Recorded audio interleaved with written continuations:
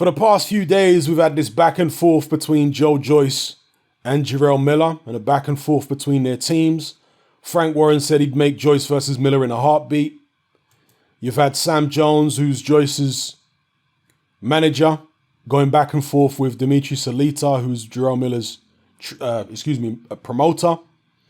And it appears as though Dimitri Salita, from what he's been saying in these tweets, going back and forth with Sam Jones, and you guys can go on Twitter and read them, but it appears as though Dimitri Salita is not particularly keen on Jarrell Miller fighting Joyce anytime soon, because he's basically telling Sam Jones to go and build his own fighter up.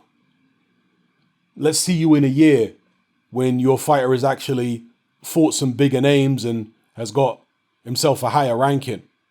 Because Miller's there saying, yeah, I'll fight Joyce right now and send a contract and this, that, and the other. But his promoter, Salita, is not singing from the same hymn sheet.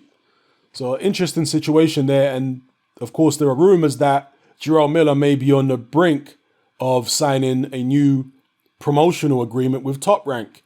His ban with the WBA who have banned him, I'm not sure, is soon to be up. It was only a 6-month ban. So he'll be free to fight again in whatever commission in New York. I guess he was banned in New York, I'm not sure. But there are, 49 other commissions in America that he could apply to get a license in. So let me know what you guys think about the whole situation. Now, personally, if the fight did happen anytime soon, I'd be picking Jarrell Miller. There is, of course, the question of how effective he's going to be if he's off the juice, because he was taking all types of substances for that Anthony Joshua fight. We found out, after he failed multiple drug tests.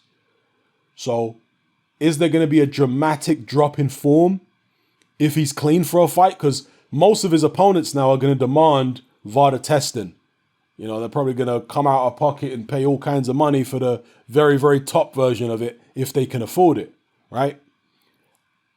And some fighters, when they've been seriously juicing and they come off the juice, there is a dramatic drop in form. I mean, 2 examples would be Erkan Tepa. When he got popped for all them drugs he was doing, he was never the same fighter afterwards.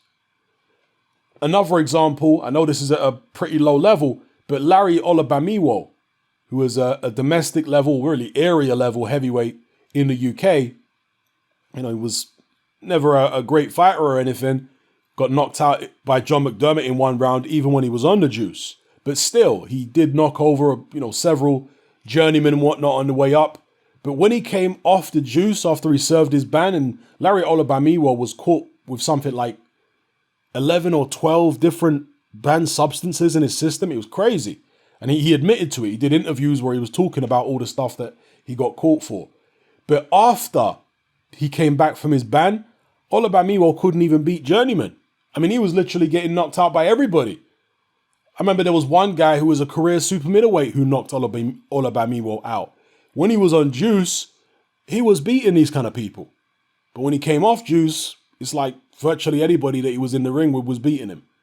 So it can have a dramatic effect on a fighter's performance, if they come off juice, especially if they've been doing loads of different substances,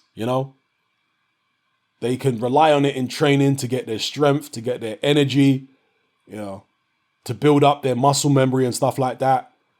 Because obviously you need energy to build up muscle memory, to be doing enough actions repetitiously. So, and obviously to, build up your heart rate and all this kind of stuff. You can do all this kind of thing on juice. And then when you cycle off, you still retain the benefits of, everything you got when you were on juice. So anyway, that would potentially play a factor in whether Jarrell Miller would be able to beat Joyce. But if Miller off the juice is anything like he is on the juice, I think he'd beat Joyce. Styles make fights, I'm not one of these people who just throws Joyce under the bus and says he's useless and forget about him. He's never going to do anything at world level. I think it's premature to say that. I think it's a bit short-sighted to say that. But Jarrell Miller, I think, is very physically strong.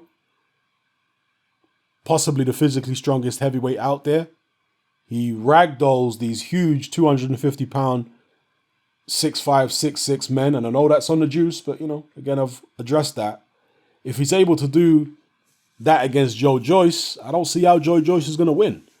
I don't think he's got the one punch, sudden knockout power to get Miller out of there. Maybe I'm wrong, but we'll see. Let me know what you guys think in the comment section below. And where is Frank Warren really going with Joyce? What's his plan for him? Because he seems to be more focused on Daniel Dubois. I think, or I suspect that Frank Warren has a lot more belief in Dubois than he has in Joyce. He actually wanted to make Dubois versus Joyce.